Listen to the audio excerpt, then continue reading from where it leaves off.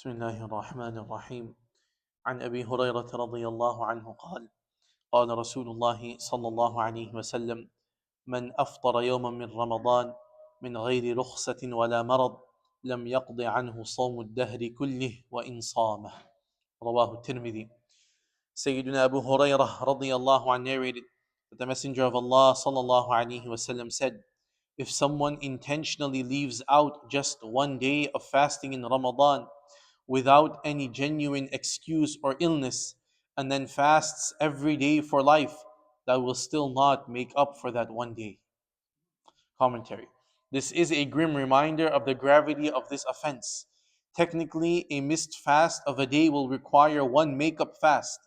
However, there is no way to gain the blessings of that Ramadan fast that was missed without any genuine cause.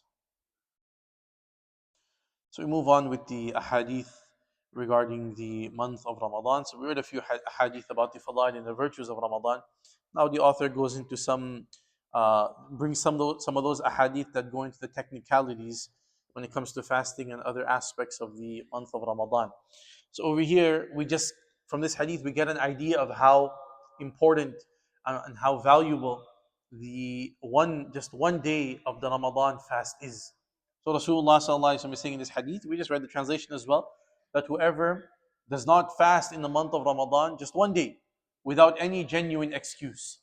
So really there is mainly two excuses which in our context usually kind of allows us not to fast.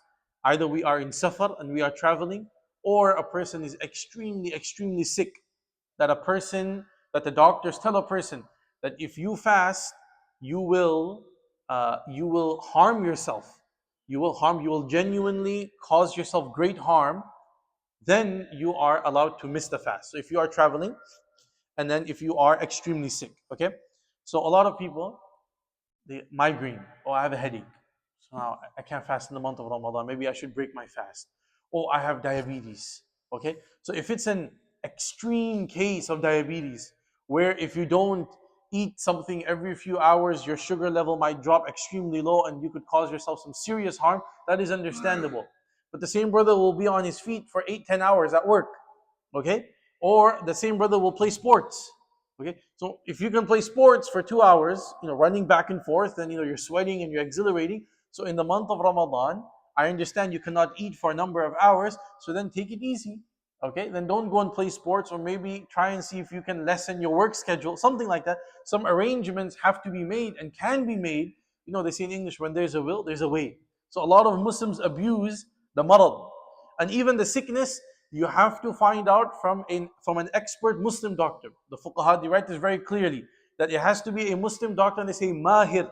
It has to be an expert Muslim doctor, not the non-Muslim, because the non-Muslim does not understand the value of the fast.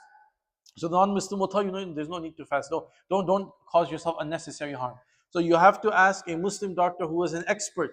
And then if he tells you that, okay, based on your condition, I think it would be best if you do not fast, then that is understandable. Okay?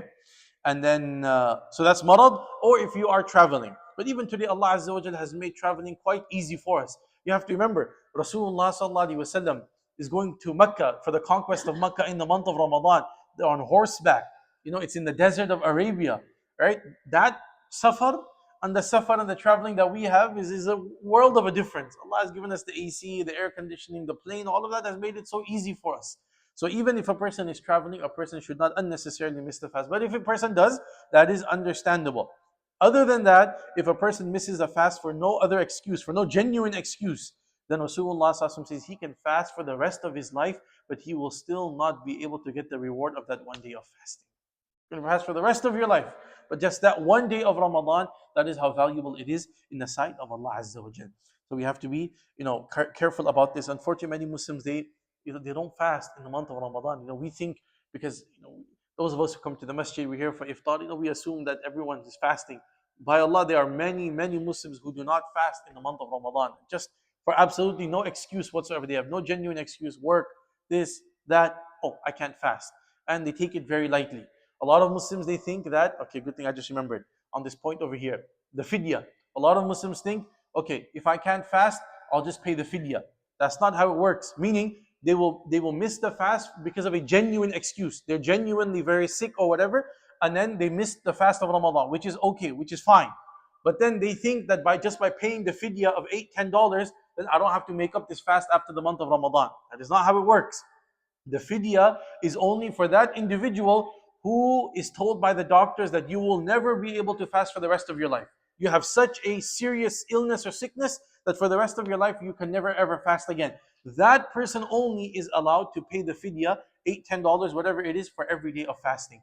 If you are traveling or you are sick and you missed a month of a day in the month or 2 days, whatever it is, and you get better after that, after Ramadan, you have to make those days up.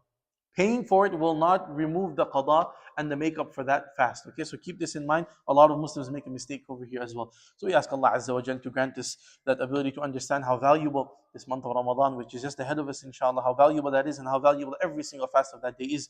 May Allah grant us all health and safety, security, inshallah, and make it easy for us, inshallah, that to fast every day of the month of Ramadan, to do the ibadat, the other ta'at, inshallah, very comfortably. May Allah forgive our shortcomings. May Allah be pleased with us. Amin ya Rabbil Alameen.